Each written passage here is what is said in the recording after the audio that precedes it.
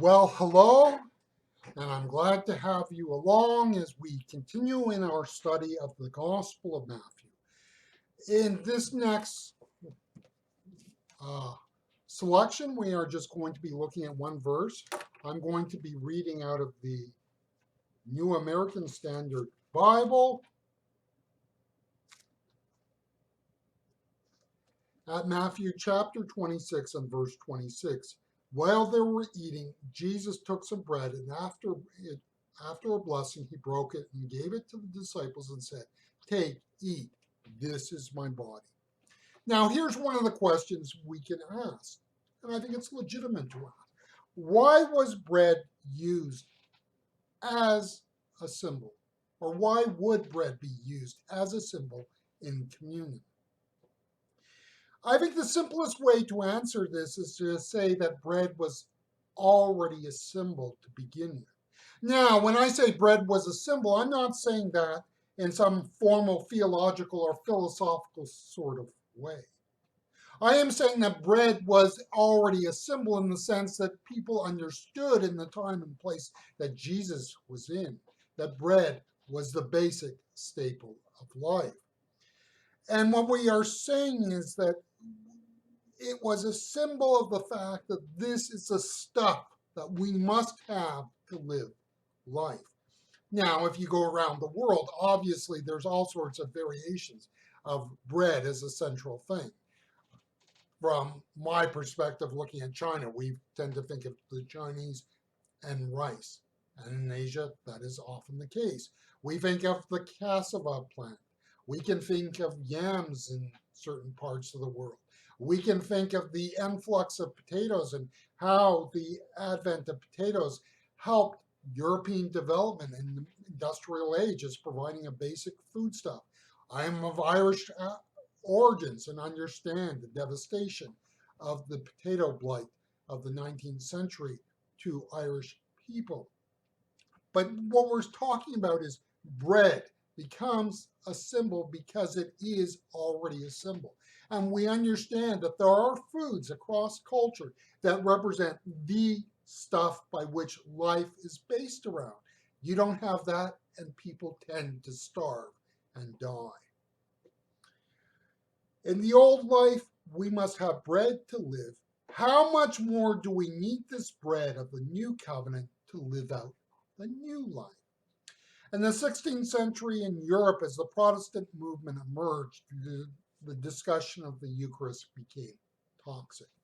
In the Roman Catholic tradition, we have the doctrine of transubstantiation, where the priest has the power to take those wafers and transform them to the actual body of Christ. The Reformation was largely a rejection of the Catholic teaching. You have the Lutheran teaching under Luther, which is consubstantiation, and then the teaching of Calvin, and then teaching of Zwingli. And there's no agreement to be had among the reformers. And that led for, well, a few toxic moments in Donnybrooks. And when we look at this, what the reformers were trying to do was, as it were, not make this communion rite completely secular, but they were trying to, as it were, demystify it. My word, not theirs.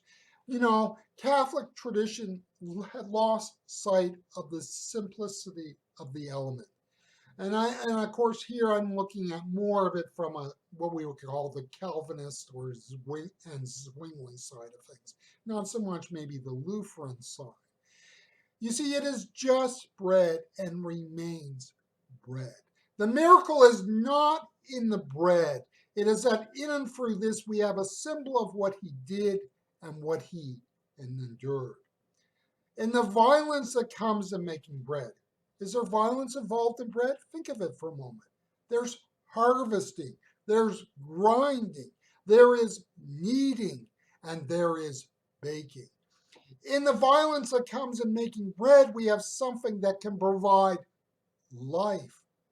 In the same way, Jesus, through the violence of the cross, can provide us with life eternal. The bread is the basis of the new covenant. Now, that word covenant is interesting, and in fact, if you have the time, you can do a detailed study on the word covenant in the Old Testament. The roots of the word covenant predate the rise of Israel. Mesopotamia, the civilizations around there, emerged sometime in the late 4th millennia, somewhere around 3300 BCE. The story of Abraham, well, that does not emerge until, say, around 2000. In other words, when Abraham emerges, civilization in that part of the world was 1,000, maybe 1,500 years old, depending on your date for Abraham. And when the time of Moses arises, several centuries after Moses, civilization is nearing 2,000 years old in that part of the world. The idea of covenant, in other words, is a part of the cultural heritage that the Israelites had for being people of that part of the world.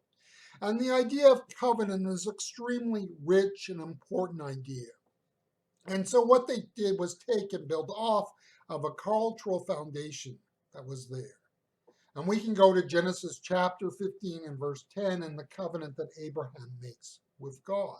And the word covenant largely is an idea of an agreement between a far greater power and a far lesser power.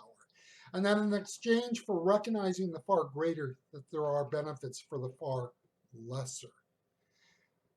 That's what a covenant is about. You enter into an agreement. In return for protection from the greater one must agree to abide by certain rules. Communion in that sense is not just a religious rite, R-I-T-E. To partake in communion is to enter into a covenant with God. It is that is attained through his Son. To live life through the power of his Spirit. In other words, to partake of the broken body, think of Genesis chapter 15 and verse 10, and understand that in a covenant, a body literally was broken into two parts, according to Genesis 15:10. You see, the covenants of the old cannot be simply broken. Communion, though, in the modern evangelical church has lost its sanctity. And in that sense, we can respect what the Catholics have in terms of the doctrine of transubstantiation. Now, I'm not advocating a Catholic understanding of that. That's not what I'm saying.